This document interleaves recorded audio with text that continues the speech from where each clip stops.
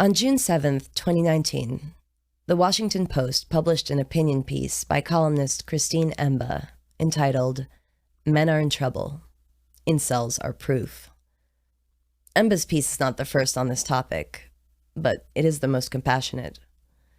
The response on Twitter was dismissive at best and contemptuous at worst. To me, it was just more of the same. For the past year, I've been immersing myself in their dark, strange, and lonely world, a world created entirely online, on platforms like Reddit, and forums like incels.co and lookism.net.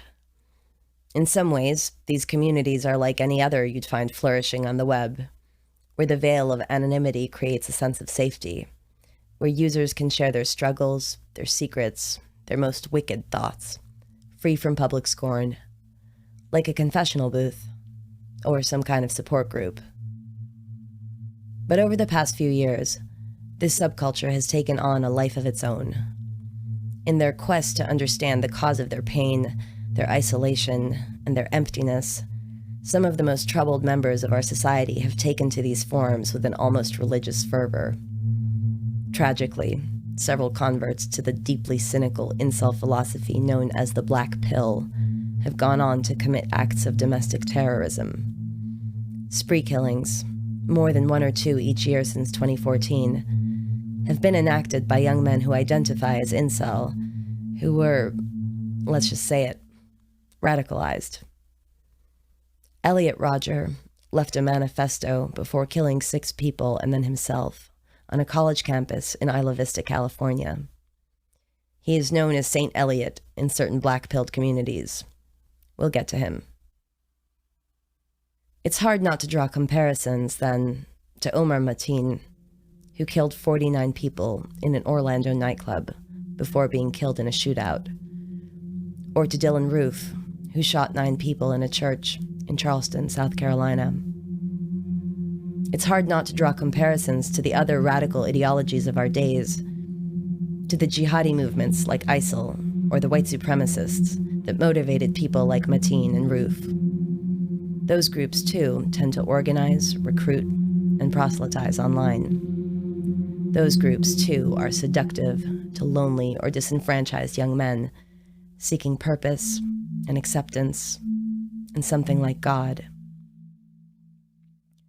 But those movements explicitly preach hatred. By promising a path toward redemption, they incite acts of violence. Incels don't.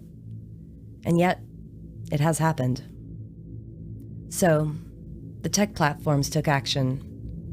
r/incels was banned, and its offshoots are quarantined. Websites like incels.me were taken down, and Google search engineers actively work to delist their wiki entries, removing them from search results. Now, deplatformed, disconnected, and relegated to the darkest corners of the deep web, incels are at odds with the outside world. The group has grown more exclusionary, more insular, and more desperate. Like so many of us in various aspects of our online lives, incels are living in an echo chamber. But on October 5th of 2018, I received a random DM on Twitter from one of them. Something unrelated, something about politics. We started talking, and it led me down the rabbit hole, right into the heart of the richly textured, verbally brilliant, inventively hilarious, shockingly offensive, and profoundly heartbreaking world of the incel. Hello? Yes, hello? Yes, I'm still here. Okay, good. Sounds like you're in transit somewhere. Sorta. I'm walking. I can talk and walk. Okay, good.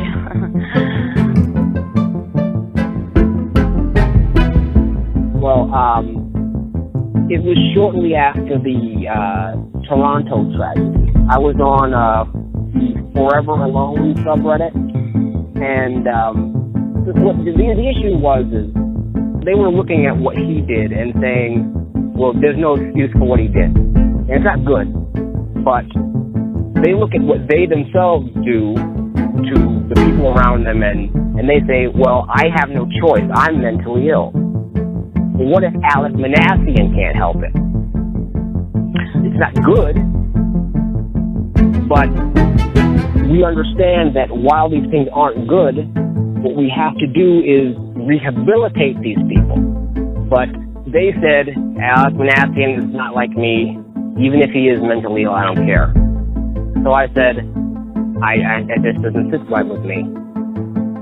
But what I need to do is reach out to the people who are making the articles and are on the TV shows and so on, because I want to contribute. And I figured the only way I'm going to be able to contribute on the behalf of INCEL is to make it official and join their club. Because before I even knew what the word INCEL was, I was an INCEL. I didn't necessarily believe in the whole ideology, but I am INCEL enough that I belong there. And I'm willing to join if it means I can advocate for these people that aren't being spoken for. Well. From Crawlspace Media, I'm Naama, and this is INCEL.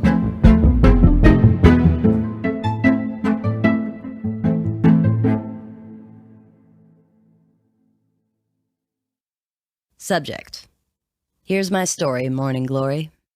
Here it is.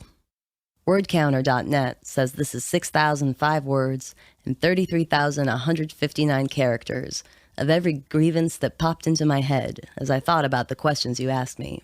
I'm going to apologize in advance for this. Thanks for reading. I go by Frothy Solutions. I think I'm the only one who goes by Frothy Solutions, so if you see Frothy Solutions around the internet, that guy's probably me. Believe it or not, this name took a long time to think up. I wanted it to be a reference to my job at a software solutions firm, but also my dependence on energy drinks. Energy drinks are frothy, I guess I rationalized. Let's get into my plight. I'm 46 years old. I'm 5'5", and the least my shortness could do is help me look young, but it doesn't. I'm bald, or as my homies in the community with their deep consideration of the body and ultra-specific lexicon might put it, Norwood 7. My dick? Well, what man is truly happy with his dick, am I right? Long story short, I identify as INCEL. Also alt-right, I guess, if I had to pick between alt-right and far-left as per the topic of your piece. Now, I don't want to put words in anyone's mouth or assume how much of this is going into that piece, but I'm guessing the people going over my laundry list of things I don't like about myself are thinking, there's his first mistake. He's insecure, obsessed with the minutiae of his body. He needs confidence in himself. And I'll get to that. I'm going to get to a lot of things. This is the opening of the email that began my correspondence with Frothy. Though to call it an email seems a little unfair. It's a brilliant piece of writing with a strong authorial voice, reminiscent at times of Jim Thompson, the hard-boiled LA crime writer, with its dark humor and impeccable use of dialect. It pulled me in, caught me off guard, and finally moved me to tears as I read it, all 6,005 words of it, in the wee hours of the morning while the dark of night gave way to dawn. As you heard a couple minutes back over the opening music, Frothy told me he wanted to advocate on behalf of incels, those people who aren't being spoken for.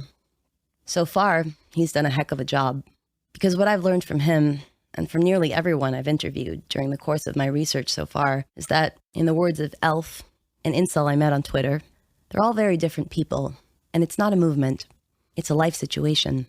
So, why the misperception? Well, there's a lot of noise. There's a lot of rhetoric. Right. It's no secret that there's a lot of angry words thrown around. That is true. We do say a lot of we're not to speak so highly of myself, but for the most part we don't tend to speak with as much nuance as I was going for when I sent you that message. He's right. A lot of the rhetoric we associate with the group is very angry. Some of it is downright hateful, But when people feel heard, they stop hating. I don't remember when I first became aware of the word incel. It was probably a few years ago.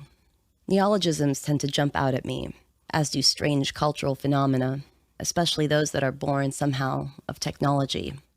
As a late-stage millennial, I can't really remember a world before the web. My parents were early adopters of the internet, and I can recall my first time sitting in front of the eCrew IBM 330 desktop, listening to the scratchy connection of the dial-up modem as vividly as any other childhood memory. My first AOL screen name was Jewel10243, and Robin911, and Sunshine546, and Sapphire546. We weren't supposed to have burners, not with a proper AOL account. But even back then, I was endlessly fascinated with the nebulous nature of identity online. I drifted in and out of the sanctioned chat rooms for kids and teens, before graduating to IRC and special interest sites for grown-ups. I always loved reading profiles and perfecting my own. I wasn't quite a catfish, but then this was all pre-Web 2.0. The first stage of the internet, Web 1, was characterized by simple static websites.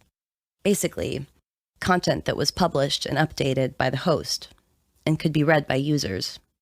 These pages were written in HTML, which meant that some technical knowledge was required to set them up. Interactivity was restricted to guest books, which allowed users to leave comments without slowing down the site. In 1999, the term Web 2.0 was coined by Darcy DiNucci in her piece for the tech journal Print, in which she described a future where the web would become fragmented as the technology grew beyond the desktop computer. The term, as she used it, referred to the next stage of the web, but not the way we understand it now, so it didn't quite mean the same thing. It didn't really take hold until 2004, during a conference by the same name, Web 2.0, when John Battelle and Tim O'Reilly discussed the paradigm shift of the web as a platform. The new model involved software applications built directly onto the web, rather than a desktop, allowing users to generate content in the form of text, photos, videos, and ideas, and the technology to publish them immediately. Customers are building your business for you, they said. That same year, Mark Zuckerberg launched Facebook. There's another term that didn't take hold, didn't quite capture the imagination when it was originally coined. This term, incel, is something known as a blend word, or a portmanteau, a word made from parts of two other words, like brunch, or infosec, or sharpeagle. It was coined in 1993 by a Canadian university student, a female named Alana Boltwood, who's gone on to become a software developer in Toronto. She created a website called The Involuntary Celibate Project that invited people to share their experiences of sexual inactivity online. She was researching loneliness. It was meant to be an inclusive forum, a support group for men and women struggling with marginalization. But like with Web 2.0 and Darcy DiNucci, the original iteration of the word incel sort of lived and died with its female creator, until it was co-opted years later by a bunch of guys. In the early 2000s, it experienced a revival and some momentum in forums like loveshy.com and incel support, which were truer to the initial intent. Mutual aid societies, like AA, for the increasingly male members to commiserate over their romantic rejection. But over the next decade, those communities began to overlap with the notorious 4chan, home to the hacker collective Anonymous. 4chan is an image board website, started in 2003 by a 15-year-old from New York named Christopher Poole. He based it on the Japanese Futuba channel, known as 2chan, primarily a place to discuss manga and anime, styles of Japanese animation.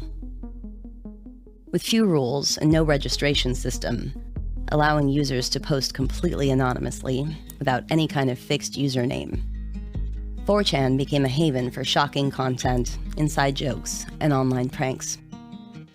It was the birthplace to a great deal of mainstream internet culture, the place that popularized the user-created memes we see all over social media today.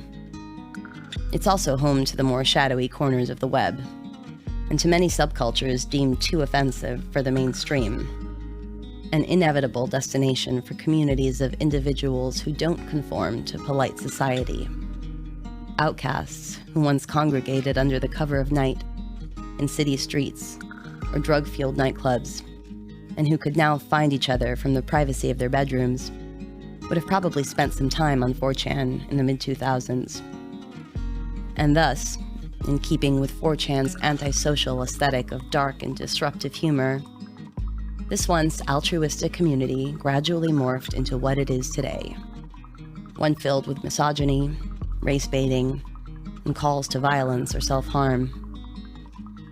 Incels eventually found their home on another relatively anonymous, but decidedly mainstream social media platform, Reddit.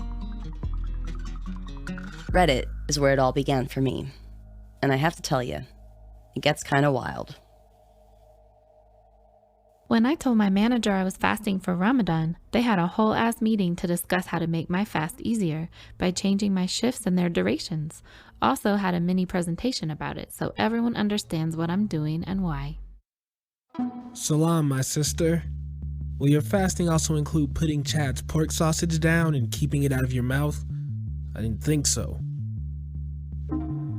LOL. She'll fast from food but not from Chad's cock. Like a typical westernized Muslim roastie. Sharia win. These whores would be stoned. Chat sausage is totally halal. It is even encouraged to keep depression away during the fasting month. Remember, Chad transcend religion. Chad can fly into a black hole and come back easily. There are actually Islamicels that literally believe in, like, you know, Western capitalism and believe that, you know, women should be treated like in the Middle East, and that should be how we should fix incelism. It goes that far. This is Neo, one of the first people I reached out to when I began my research, after coming across his elegant prose on the quarantine subreddit, Our Brain Cells. Neo is a scholar on inceldom, the first I've encountered. He's also hilarious, brilliant, and incredibly engaging, with some experience in media.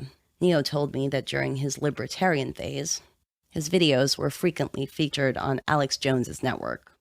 He has an uncanny way of connecting disparate dots from the far-flung corners of some of my favorite subjects: philosophy, history, psychology, and pop culture. You know, the Elliot Rodger thing happened a long time ago, but when you think about it, and you add another year to like how I was really investigating this a year ago. So yeah. I mean, Elliot Rodger was my primary point of focus at first. Read his manifesto, learned pretty much most of the terminology from just cross-referencing Elliot Rodger and all of his exploits throughout his life and everything. Learned about the incel community, learned about the POA community. Everything kind of daisy-chained, you know? I would generally call it like this kind of weird Venn diagram between like the alt-right and like MRA, MGTOW, Red Pill. They all kind of use the same terminology, and they all kind of have a very similar sort of common perspective at the core. Yes. And besides that, it's just like a multiple tentacled creature, like a hydra or something. The multiple tentacled hydra, as Neo referred to it, of the men's rights movement, was spearheaded by a charismatic crop of dating gurus and their devotees known as the pickup artist community. Neo explains. So the pickup artist community is pretty much dead now, because I think it led to like some famous rapes and stuff. So everything pretty much leads to horrible stuff apparently in this world. But yeah, the pickup artist community started back. I don't know how long ago it was. I mean, maybe like 10 years ago or something? Could have been that long ago. There was a writer. Probably not even. Yeah. Oh, that book, The Game. The Game. Yes. And the writer went by the handle of Style, I believe. And he wrote about this other, I guess the original guru whose name, which I don't know his name, but his handle was Mystery. Okay, we don't know his name. I thought that was something I maybe came out later. I could track it down. Yeah. Okay. But I mean, his handle is mystery, and he's known by mystery, I'm pretty sure. So his whole entire approach was that he himself said that he used to be this very awkward person, and through understanding social dynamics, he broke down and reverse engineered the rules of human attraction. Right. And they actually even did a parody of this on Always Sunny through like the Dennis system, but I won't get into that. But okay. but it had to do with pretty much finding these ways to almost gamify relationships, where you would actually enter, and then it was almost like a flow chart. You would almost like martial arts.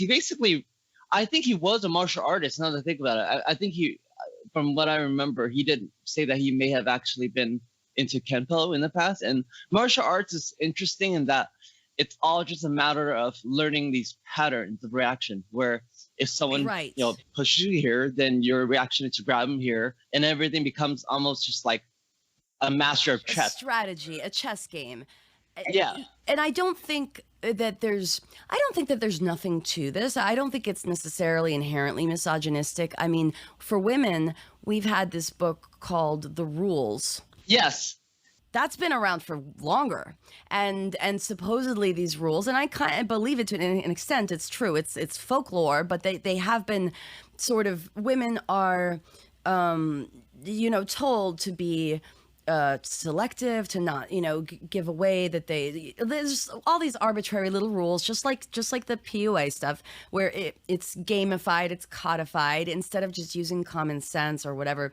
You have to know you don't accept plans for a Friday for a weekend after a Wednesday, and you don't ever this, and you wait this amount of time, and it's all this stuff, because it starts with this whole premise of like, why is it that the guys that you're not really that interested in always fall in love with you, and the ones that you really, really don't really care after a while or whatever, and it says, well, so what you should do is you should treat the ones that you're really interested in the way that you do the ones that you're kind of so about.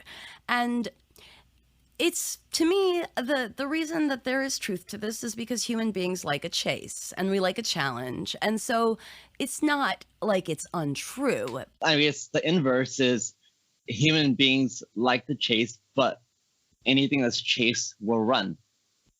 So then you end up with this loop. Right. That is incompatible. So then that's kind of, why we have these tricky games, I guess. Connecting with Neo was an adventure in its own right. After exhaustively Googling his username, I found myself falling down a strange rabbit hole of posts on the unlisted incels.co. The incel community had seemingly turned on Neo, who had apparently begun to change his tune, trying to dispel members of the whole concept of the black pill. They had a bunch of scathing threads about him, one of which detailed a story, that he'd gotten married, and that being with a cute white chick had gotten to his head. His last post was 1.5 years ago, and he was no longer active on Reddit.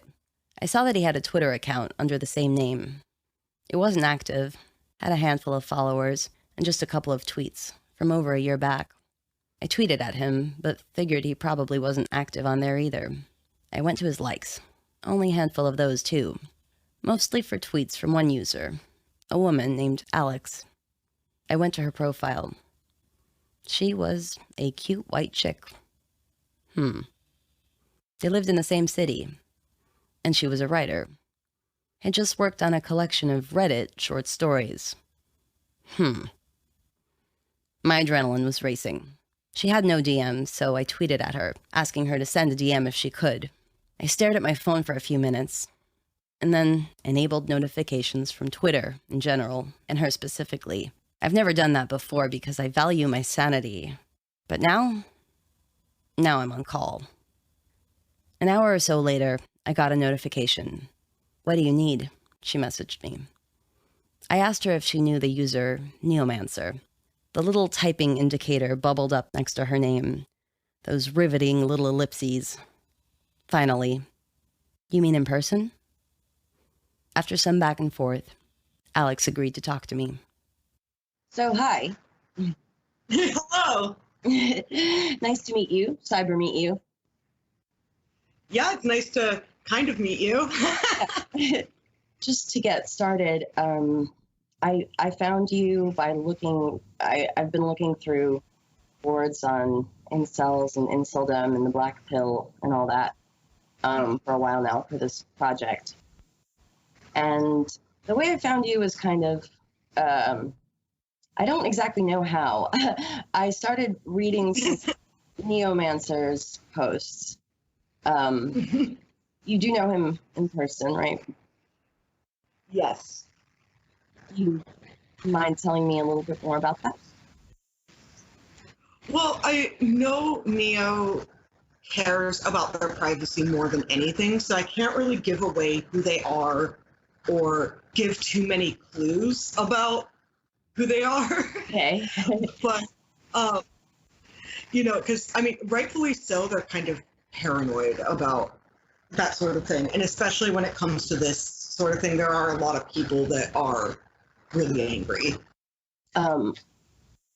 One reason that I found Neo, besides that his writing really just stood out and was really like poetic, and there was like a post about like the myth of Pygmalion that I just thought was great, and was also that I thought I found all this stuff that they sort of are talking about him in his absence, right, in these forums, and I thought, and a lot of them say things like he started out all right, but then blah blah blah.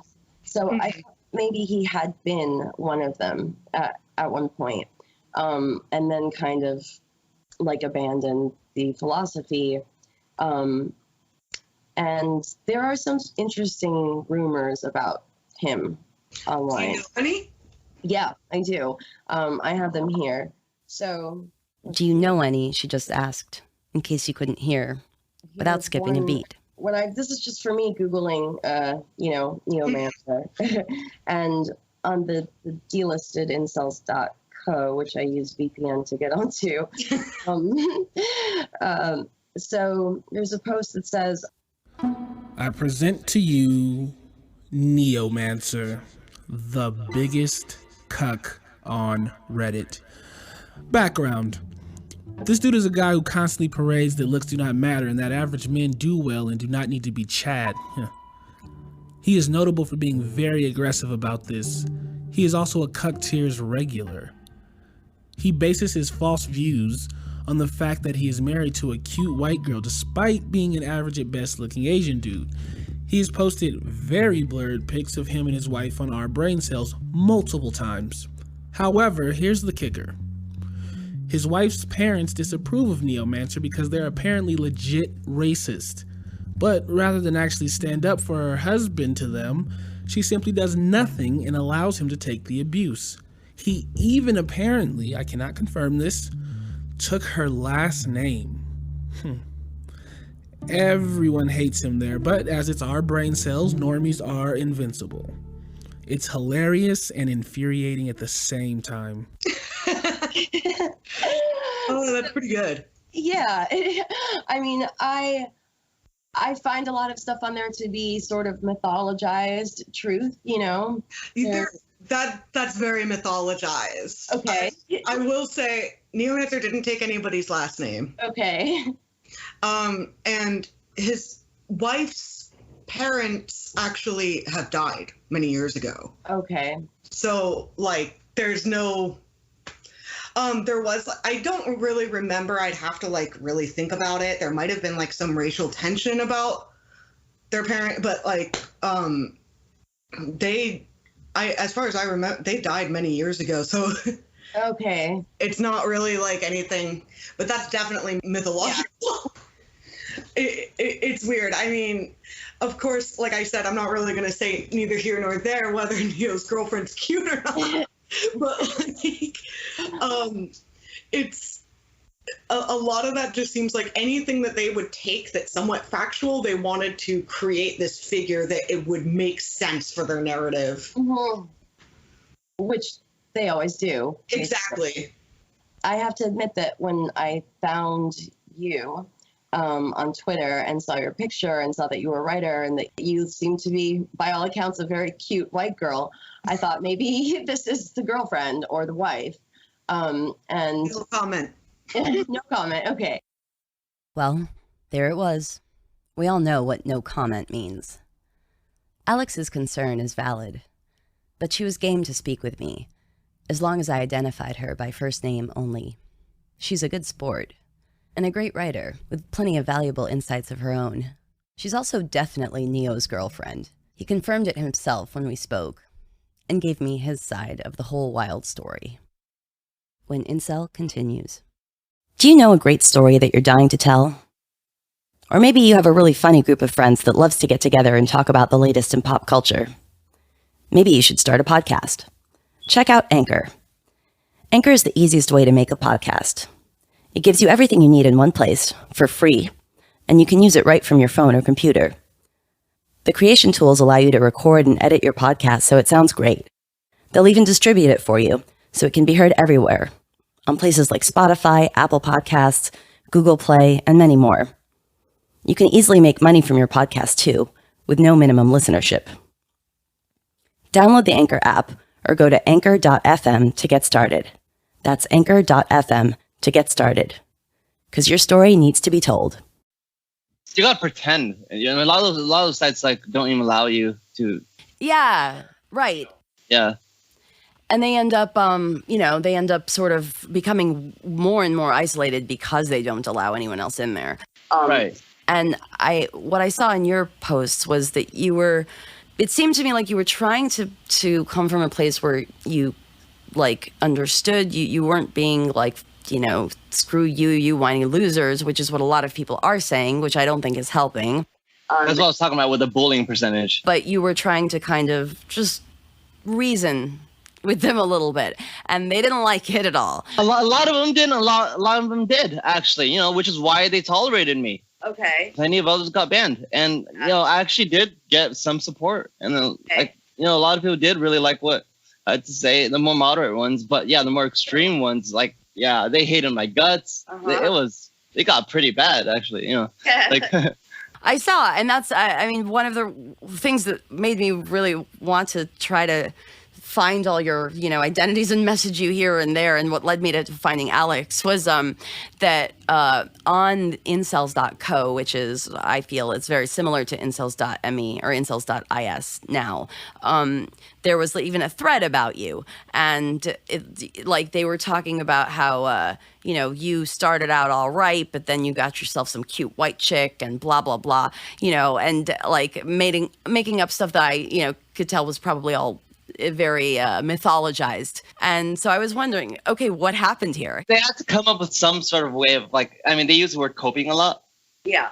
Yeah, and it's kind of Freudian in a way. So they had to find a way to dismiss everything everything I said. Right. So apparently that was the way that they coped with it. It is, but they felt betrayed by you when you started saying things that were contrary to their opinions, and then when they found out that you had a wife or a girlfriend, they didn't like that. No, I never pretended not to. That was their actual revisionist history. Just. Yeah. No, they're deliberately lying. Right. Yeah.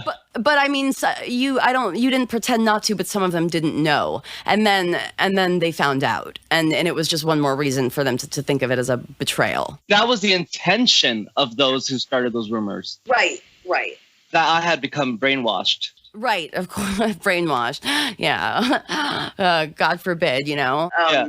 So you said that it did help there were some that liked it, and even you'd say that you know of some that are, because I haven't met anybody like this, that was an incel, was fully into the black pill, all of it, and that has then somehow graduated out.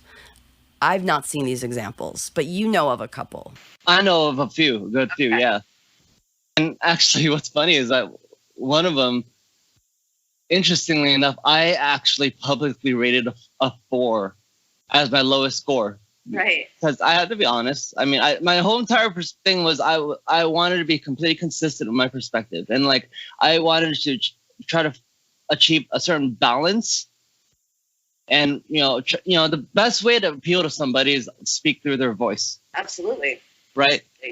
Yeah. So when he showed me pictures of himself, I tried to make a point out of it by actually rating each picture individually. I didn't say you are a this. Yeah. I tried to make a point by saying, in this picture you look like this, and this picture you're this. So he took the lowest one and said, "Oh, even Neomancer says I'm hopeless," and then so suddenly, but what's funny was in private conversation, I would be talking to him, and I asked him one time if he really believed what he said, because he was actually probably one of the most shrill and bitter. Oh. So outwardly, he would seem like a monster, right? But when I asked him personally, he was a completely different person. And he said that he believed in it about 80-20. Right. And he's just, pulling that number out because the number's convenient.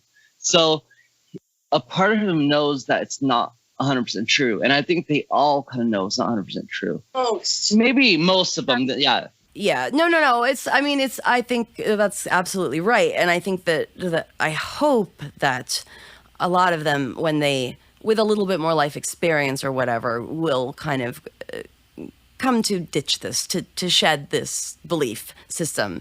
But there are the few that are completely rigid about it and that they think it's incontrovertible. These are tend to be on the younger side. They are probably dealing with some very serious mental health issues coming in already.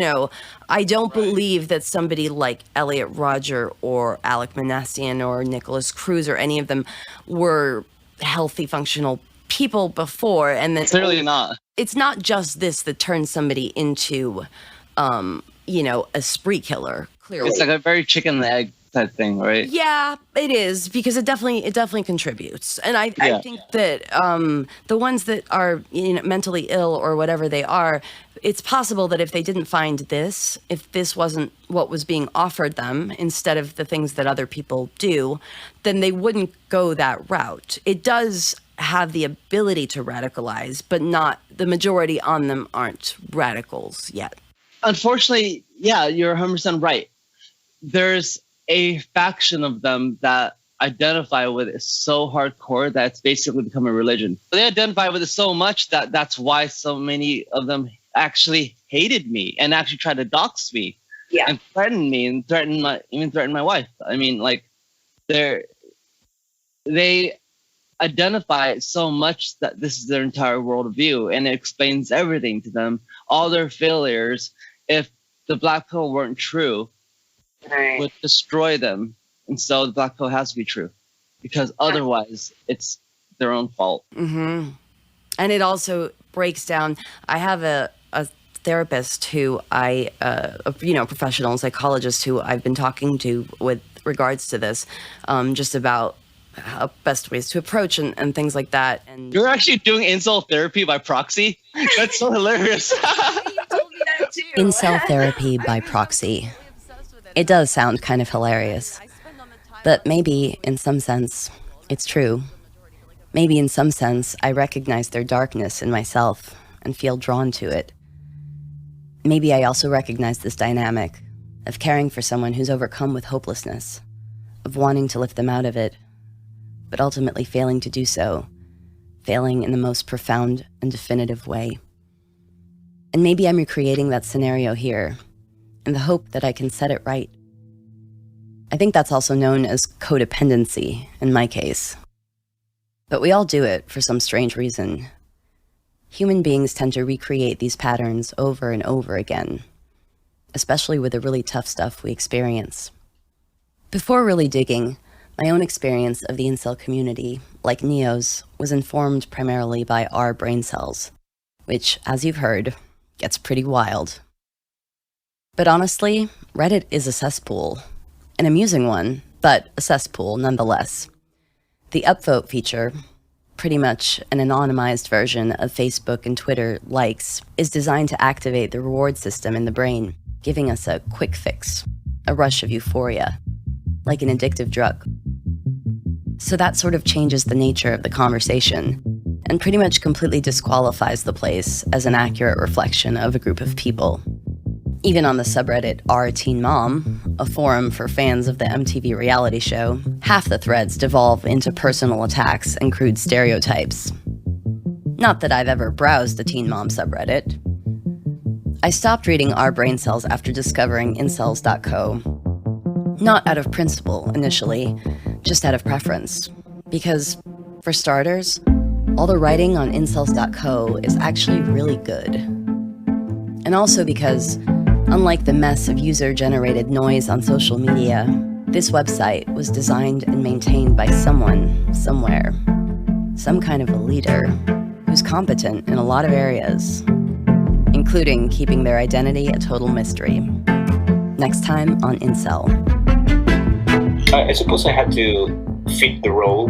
At first, I was completely lost when I made the site. It was, like I said, barely 30 minutes after the subreddit incels was banned, and I was like completely overwhelmed.